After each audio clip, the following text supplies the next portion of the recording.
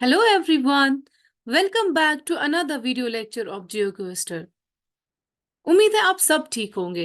अगर अभी तक आपने मेरे चैनल को सब्सक्राइब नहीं किया है तो प्लीज चैनल को सब्सक्राइब करें। आज के वीडियो लेक्चर में हम क्लास 8 का चैप्टर 5 डिस्कस करेंगे, जो है इंडस्ट्रीज। इंडस्ट्रीज बहुत इंपॉर्टेंस रखता है लोगों की डेली लाइफ में, क्योंकि जो भी चीजें हम अपनी डेली लाइफ में रेगुलर बेसिस पे यूज करते हैं वो सारे इंडस्ट्रीज में बनते हैं।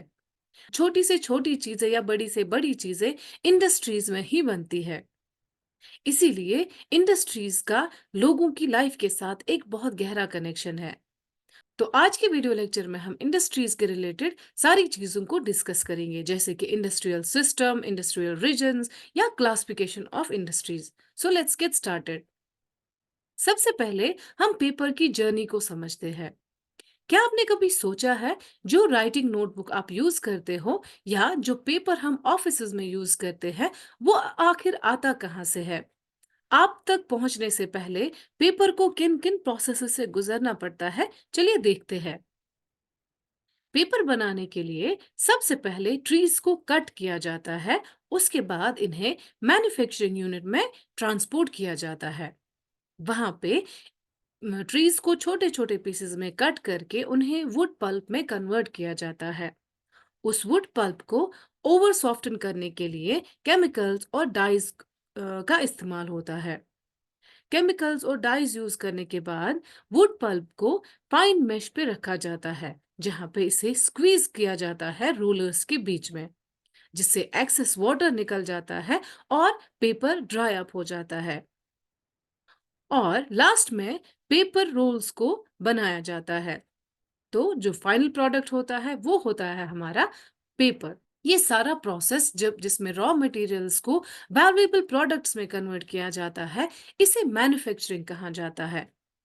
मैन्युफैक्चरिंग के दौरान चीजों का वैल्यू बढ़ जाता है, जैसे कि पेपर प्रोडक्शन के दौरान पेपर को जब पल्प और क्लॉथ से बनाया जाता है तो उसका हर एक स्टेज पे वैल्यू बढ़ जाता है। जैसे कि रॉ मटेरियल का उतना वैल्यू नहीं होता है जितना कि फिनिश्ड पेपर का वैल्यू होता है। या हम ये भी कह सकते हैं कि वैल्यू डिफरेंस होता है बिटवीन रॉ मटेरियल और फिनिश्ड प्रोडक्ट के बीच में। और ये सारी चीजें कहाँ पे होती है? ये सारी चीजें, ये सारी प्रोसेसिंग इंडस्ट्री में होती है।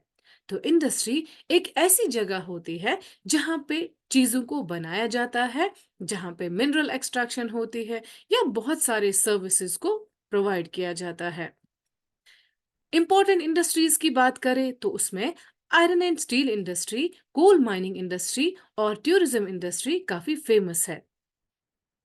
अब हम इंडस्ट्रीज की क्लासिफिकेशन को समझते हैं। इंडस्ट्रीज को तीन बेसिस पे क्लासिफाई किया गया है: रॉ मटेरियल, साइज और ownership. Raw material raw material के बेसिस पे देखा जाए तो agro based, mineral based, marine based और फॉरेस्ट बेस्ड इंडस्ट्रीज होती है। साइज के बेसिस पे बात करें तो स्मॉल स्केल इंडस्ट्रीज और लार्ज स्केल इंडस्ट्रीज होती है। ओनरशिप के बेसिस पे देखें तो प्राइवेट सेक्टर, पब्लिक सेक्टर जिसे स्टेट ओन भी कहा जाता है, जॉइंट सेक्टर और कोऑपरेटिव सेक्टर। इन सारे टाइप्स को हम एक एक करके डिस्कस करेंगे। सबसे पहले classification of industries on the basis of raw material. Agro based industries, ये वो इंडस्ट्रीज होती है जिसमें प्लांट और एनिमल प्रोडक्ट्स को as a raw material use किया जाता है। इसमें एग्रो बेस्ड इंडस्ट्रीज के एग्जाम्पल्स देखें तो फूड प्रोसेसिंग, जो खाने पीने की चीजें बनाते हैं, vegetable oil, cotton textile, dairy products और लेदर इंडस्ट्रीज। नेक्स्ट चलते हैं मरीन बेस्ड इंडस्ट्रीज की तरफ। ये वो इंडस्ट्रीज होती है जो अपना रॉ मटेरियल सी और ओशन से लेते हैं। For example, sea food processing और manufacturing of fish oil. Number third की बात करें तो मिनरल बेस्ड इंडस्ट्रीज, ये वो इंडस्ट्रीज होती है जो मिनरल ओर्स को as a raw material use करते हैं। आयरन को किससे बनाया जाता है? आयरन ओर से। आयरन ओर को यूज किया जाता है as a raw material so that बहुत सारे प्रोडक्ट्स को बनाया जा सके, जैसे कि हैवी मशीनरी, बिल्डिंग मटेरियल्स या रेलवे कोचेस। नंबर फोर्थ की बात करें तो फॉरेस्ट बेस्ड इंडस्ट्रीज, ये वो इंडस्ट्रीज होती है जिसमें फॉरेस्ट ट्रीज को as a raw material use किया जाता है। इनमें pulp and paper industries, pharmaceuticals, furniture and buildings आते हैं। नेक्स्ट बात करते हैं classification on the basis of size. तो साइज के बेसिस पे इंडस्ट्रीज को दो टाइप्स में डिवाइड किया गया है, small scale industries and large scale industries. Small scale industries की बात करें तो ये वो इंडस्ट्रीज होती है जिसमें प्रोडक्ट्स को हाथ से बनाया जाता है, यूजुअली कारीगर बनाते हैं, जैसे कि बास्केट वीविंग, पोट्री और बाकी handicrafts.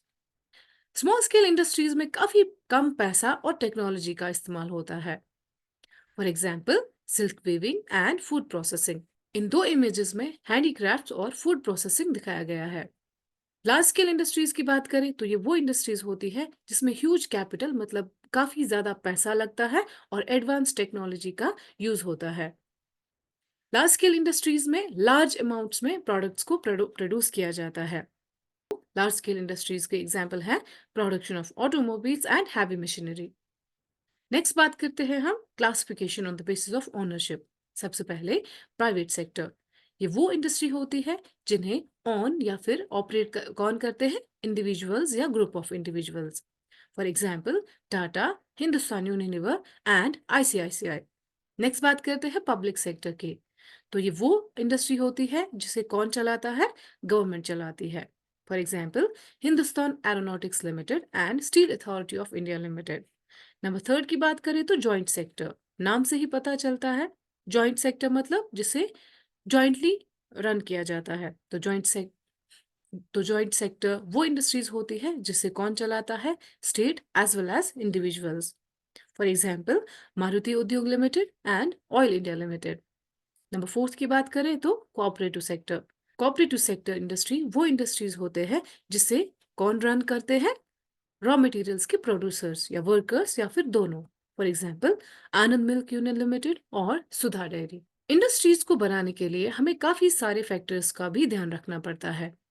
For example raw material, land, water, labour, power, capital, transport and market. किसी भी इंडस्ट्री को सेटअप करने के लिए इन सारी चीजों का होना बहुत जरूरी है। सबसे पहले जहां जिस जगह पे रॉ मटेरियल्स की अवेलेबिलिटी होती है वहां पे इंडस्ट्रीज को रन करना काफी इजी हो जाता है। लैंड का ट्रेन काफी मैटर करता है क्योंकि फ्लैट लैंड पे इंडस्ट्रीज का सेटअप इजी रहता है। वाटर की अवेलेबिलिटी, स्किल्ड लेबर होना चाहिए, पावर होना चाहिए, अच्छा खासा पैसा होना चाहिए, ट्रांसपोर्ट फैसिलिटीज अवेलेबल होनी चाहिए और इन सारे प्रोडक्ट्स को सेल करने के लिए मार्केट की अवेलेबिलिटी होना बहुत ज़रूरी है। इन सब के अलावा इंडस्ट्रीज का जो सेटअप होता है वो किस पे डिपेंड करता है, गवर्नमेंट इंसेंटिव्स पे, जैसे कि सब्सिडाइज्ड पावर या लो ट्रांसपोर्ट कॉस्ट। वो फैक्ट्री या वो इंडस्ट्री काफ़ी इजीली रन करती है जहाँ पे लोअर ट्रांसपोर्ट कॉस्ट्स होते हैं। तो ये सारी चीज़ें एनकरेज करती है इंडस्ट्रीज को ताकि वो बाकी सारे एरियाज में भी सेटअप हो सके। इंडस्ट्रियलाइजेशन न सिर्फ डेवलपमेंट में कंट्रीब्यूट करती है बल्कि टाउन्स और सिटीज की ग्रोथ में भी एक बेहतर पार्टिसिपेशन करती है। अब हम बात करते हैं इंडस्ट्रियल सिस्टम की। इंडस्ट्रियल सिस्टम वो प्रोसेस होता है जिसमें रॉ मटेरियल कलेक्ट करने से लेके एंड प्रोडक्ट बनाने तक का सारा प्रोसेस देखा जाता है। इंडस्ट्रियल सिस्टम की बात करें तो इसे तीन टाइप्स में डिवाइड किया गया है। सबसे पहले इनपुट। ये वो चीजें होती है जिसे हम एज एन इनपुट यूज करते हैं। For example raw material, labour, costs of land, transport, power and infrastructure. Process second stage होता है इंडस्ट्रियल सिस्टम में और प्रोसेस में वो सारी एक्टिविटीज होती है जो रॉ मटेरियल्स को कन्वर्ट करते हैं फिनिश्ड प्रोडक्ट्स में। थर्ड स्टेज होता है आउटपुट। इसमें एंड प्रोडक्ट जो फिनिश्ड प्रोडक्ट बन के आता है और उससे कितनी कमाई होती है वो चीजें देखने को मिलती है। इंडस्ट्रियल सिस्टम को समझने के लिए हम टेक्सटाइल इंडस्ट्री की एग्जाम्पल लेते हैं। टेक्सटाइल इंडस्ट्री में एज एन इनपुट किसको यूज किया जाता है, कॉटन, ह्यूमन लेबर, फैक्ट्री और ट्रांसपोर्ट कॉस्ट। प्रोसेस के स्टेज में क्या होता है, ginning, spinning, weaving, dyeing and printing. और आउटपुट क्या होता है, वो कपड़ा जो हम पहनते हैं। नेक्स्ट बात करते हैं हम इंडस्ट्रियल रीजन्स की। इंडस्ट्रियल रीजन्स वो एरियाज होते हैं जहां पे इंडस्ट्रीज का सेटअप काफी ज्यादा होता है। इंडस्ट्रियल रीजन्स वो रीजन्स होते हैं जहां पे बहुत सारे इंडस्ट्रीज एक साथ बने होते हैं और ये प्रॉक्सिमिटी बेनिफिट्स भी शेयर करते हैं। मतलब एक इंडस्ट्री का दूसरी इंडस्ट्री के साथ एक कनेक्शन होता है। दुनिया के मेजर इंडस्ट्रियल रीजन्स के बारे में बात करें तो वो है eastern north America, western and central Europe, eastern Europe और ईस्टर्न एशिया। इंडस्ट्रियल रीजन्स की अप्रोप्रिएट लोकेशन होती है टेम्परेट एरियाज या वो एरियाज जो सी पोर्ट्स के नजदीक होते हैं, और स्पेशली ये कोल फील्ड्स के नजदीक होते हैं क्योंकि रॉ मटेरियल इजीली अवेलेबल होता है।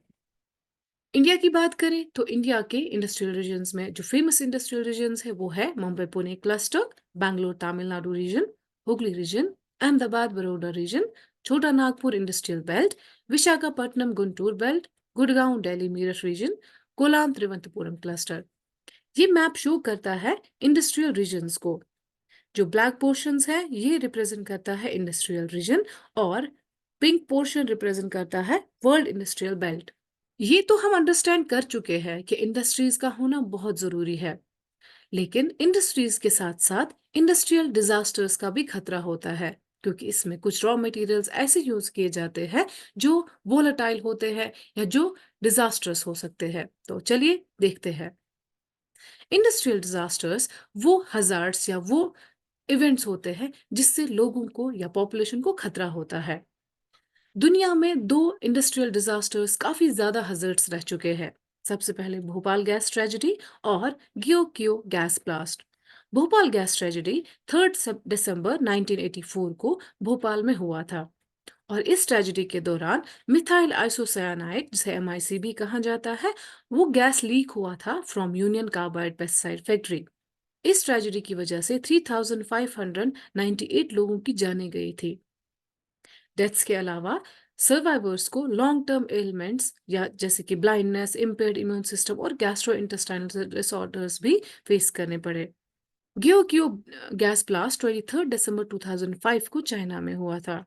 इस ब्लास्ट में एक गैस ब्लो आउट हुआ था जिसकी वजह से 243 लोगों की डेथ हुई हो चुकी थी, 9000 लोग इंजोर हो चुके थे और 64,000 लोगों को बचाया गया था।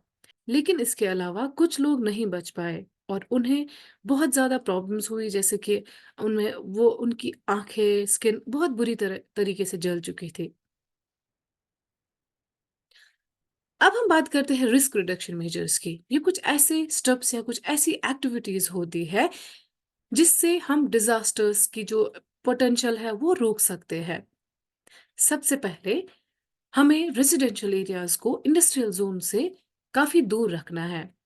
जो लोग इंडस्ट्रियल जोन्स में या इंडस्ट्रियल रीजन्स में काम करते हैं या वहाँ रहते हैं, उन्हें हमें अवेयर रखना है किन के रिलेटेड, जो टॉक्सिन्स होते हैं या पोटेंशियल हजार्ड्स होते हैं उनके रिलेटेड उन्हें हमें टाइम टू टाइम अवेयर रखना है। फायर वार्निंग और फाइटिंग सिस्टम्स को एनहांस्ड रखना है। हमें जो टॉक्सिक सब्सटेंसेस का स्टोरेज होता है वो लिमिट्स में रखना है ताकि वो स्पिल ना हो और डैमेज ना हो सके। हमें पोल्यूशन डिस्पर्शन को भी इम्प्रूव करना है इंडस्ट्रियल एरिया में।